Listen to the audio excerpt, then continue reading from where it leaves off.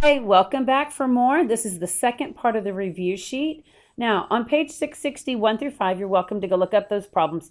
But the golfing problem on that page has this formula attached to it. Now, if you look at the first part over here, remember that this 48 means that you are starting your golfing up at 48, and then you're hitting a ball in the air, and it's going like this. So when we got the total of 3, we could not take half of it to know where the halfway or the highest point was. We had to do negative b over 2a and find out that actually 1 was the highest point. Now on this problem, I have a 0 here, so it's like a plus 0. I don't have to worry about it. This one is starting from 0. All right, my first question is, how long is the ball in the air? So I need to take, so I'm just going to label this as number 1. I need to take negative 16t squared plus 80t and make it equal 0. I have to do a common denominator of negative 16t, not denominator, common factor, and that gives me t minus 5 equals 0. So this first negative 16t, that is going to give me a solution of 0, and this t minus 5 will tell me that after 5 seconds, the golf ball will hit the ground again. The second question on this problem says, what is the maximum height of the golf ball? Well, if the whole golf ball takes 5 seconds to hit the ground, then I know that at time 2.5 is going to be the time of the highest point. So now I have to take the 2.5 and plug it in. Negative 16 times 2.5 squared plus 80 times 2.5. I'm going to put that in my calculator, and it gave me 100. So the golf ball is 100 feet in the air.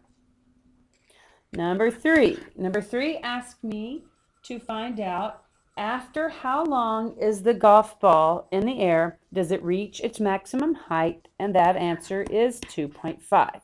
We already found that out right above there. Number 4 says, what is the height of the golf ball after 3.5 seconds? So I'm going to take negative 16 and just plug in, 3.5, that's right. 3.5 plus 80 times 3.5. Let me pause and get my calculator. And it told me that it is 84 feet in the air. Okay, number 5. Number 5 question says, at what time is the golf ball 64 feet in the air? Now this is important for this problem. I have the problem negative 16t squared plus 80t. If I wanted to hit the ground, then I'd just use 0. But this time it's asking me when is the time so that it is 64 feet in the air. So I'm going to put a 64 in right here. Does that make sense? I'm going to move everything over to the left. Negative 16t squared plus 80t minus 64 equals 0. They all are divisible by 16, so that gives me negative 16 parentheses t squared, that's a minus, whoops, minus 5t. I need it to end up being a negative, so that's going to be plus 4 equals 0. Leave my negative 16 out here, and I need to factor. Minus 4 and minus 1 will give me negative 5. Now this time I have a 4 answer and a 1 answer. We've never had one like this before. Well, if a golf ball goes up and comes back down, at 1 second it's going to hit 64, and then on the way back down it's going to hit 64 height again. So the answer to that question is 4 and 1. All right, let's get busy with all these other problems. They're actually much easier. Now I've changed my pen color so you can see I've got green and purple, and now I'm going to go with red. All right, on number 5 right here, these look pretty easy because these problems all have a b value of 0. So all I'm going to have to do is take the square root. On number 83, I have 5x squared equals 5. I'm going to divide each side by 5 and x squared equal 1. Remember, this is not a word problem. I'm just going to take the square root of each side, and x is equal to plus or minus 1. I should be getting 2 answers for these problems, okay? All right, number 84. I'm going to take this plus 3 and subtract 3 from each side. That gives me x squared equals 9. Take the square root of each side, and the answer will be x equals plus or minus 3. Number 85. I'm going to divide each side by 5. I get x squared is 16. Take the square root of each side, and I get plus or minus 4. So those were really easy, nice little break. Thanks for joining me on that. Number 6. Now I have a b value, which is 18x. I need to get an equal 0. I'm going to move the negative 3x squared to the right. I'm going to work this problem over here on the left. So that gives me 3x squared plus 18x plus 27, and it equals 0. I need to divide everybody by 3, and I get x squared plus 6x plus 9 equals 0. I need to factor the inside. X plus 3 times x plus 3. Since I have 2 of them, I'm going to put a squared. And now if I solve that, the solution is going to be one solution of negative 3. Okay, we have problem group number 7. I notice that all of these have a b value of 0. That makes it really nice. All right, I'm going to divide both sides by 9. I have x squared equals 64 over 9. Remember, you don't really want to take the square root of all that. Now I'm going to take the square root, and I don't want to divide it before then. And my solution is going to be plus and minus 8 over 3. Very easy. All right, on number 87, I'm going to take the 25 and subtract it from each side. That gives me x squared equals 175. I need to take the square root of each side. Now again, you are not going to have a problem that you have to take the square root of that gives you a long, long decimal. But I'm going to type this in my calculator and do square root of 175. Whoops. And I got 13, positive, negative, 13.23. All right, number 88, I need to subtract 3 from each side. That gives me 64x squared equals 144. Divide each side by 64.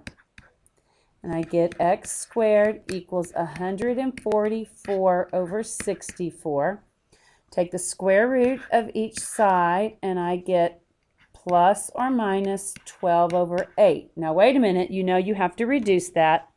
12 over 8 divides by 4, and that gives me plus or minus 3. Whoops, I just did that upside down.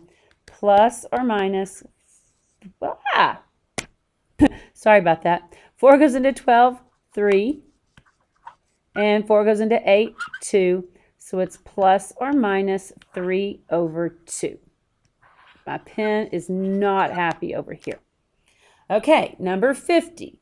This little set of problems both have a middle term. That means I'm going to have to factor it. Okay, so I'm going to go 6x squared plus 11x minus 10 equals 0. There's not a common factor, so I'm going to slip and slide. X squared plus 11x minus 60 equals 0. Find two things that multiply to give me 60 and add to give me 11. That would be 15 and minus 4, which adds to 11. The plus 15 is going to give me a negative 15 solution, and the minus 4 is going to give me a 4 solution. That's it. All right, this next one is set up in an interesting way, but it's really not that difficult. I'm going to distribute the x. That gives me x squared minus 3x all over 2 equal 5. I'm going to multiply both sides by 2. That gives me x squared, the 2's cancel, minus 3x. That gives me a 10, and I'm going to subtract it both sides. So that'll be a minus 10 equals 0. Making use of my space here, that gives me x minus 5 and x plus 2. The first answer gives me a 5, and the second, oh, bad teacher, I forgot to slide. Oh, did I slide on this one? Time out. Whoa, Houston, we have a problem. Sure, I'm glad I was looking at my work right here. Go back to number 50. On number 50, I need to slide the 6 back under. Thank you for being patient with me. So that's going to give me x plus 5/3 and x minus 2/3. The first answer gives me negative 5/3, and the second answer gives me 2/3. Now that's a good problem to practice. Now back to where we were on number 55. We were here before I realized it. That was x minus 5 and x plus 2 equals 0. My two solutions are 5 and negative 2. All right, now we're looking at 67. I'm looking for space to do this problem because I don't see any. So let me make some and I'll be right back. All right, I'm back. I changed my pen to be a little bit thinner. Let's see how this works. Okay, so I'm going to take my 6x squared plus 5x, subtract 6 to the other side, equals 0. That gives me, oh, there's no common factor, so I'm going to slip the 6 over here. X squared plus 5x minus 36 equals 0. Common factor, nope, don't have that. How about x plus 9 and x minus 4? Slide the 6 back under. That gives me x plus 3/2 and x minus 2/3. Final answers for this, number 67 is going to be negative 3/2 and positive 2/3. Number 68, I'm going to move the 7x and the 3 over to the right. So that gives me 6x squared minus, minus 7x minus 3. Slip and slide, and I have x squared minus 7x minus 18 equals 0. That factors very easily, x minus 9 and x plus 2. Slip the 6 back under. I get x minus 3/2 and x plus 1/3. Whoops. And so the answer to 68 is going to be 3/2 and negative 1/3. 3/2, negative 1/3. All right, problem number 50 makes me very happy because when I try to take the square root of a negative number, I get no solution. Nothing will multiply to give me negative 16 that is the same number twice. Oh my goodness, we have 2 more to go. Let's do it. We can do this. A rectangle. A rectangle is twice as long as it is wide. So if this is the width, this is twice the width.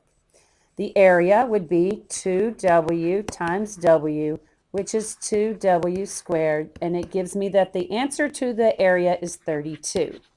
If I divide both sides by 2, I get w squared is 16.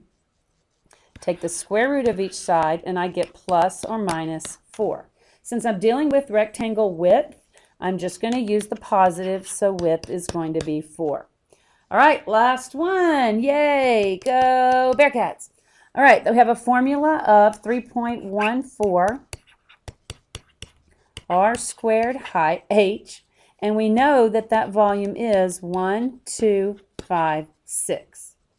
The height is 100, so I have 3.14 r squared times 100 is 1256. Well, 3.14 times 100 just moves the decimal over 2 places, so I have 314 r squared equals 1256. Divide both sides by 314. And r squared equals, you're not going to believe this, it's 4. Then I need to take the square root of each side, and I get r is plus or minus 2. But since I'm talking about the radius of the cylinder, the radius would be 2. All right, good job. Y'all study hard, make me proud, and come in the morning for a final review. See you later.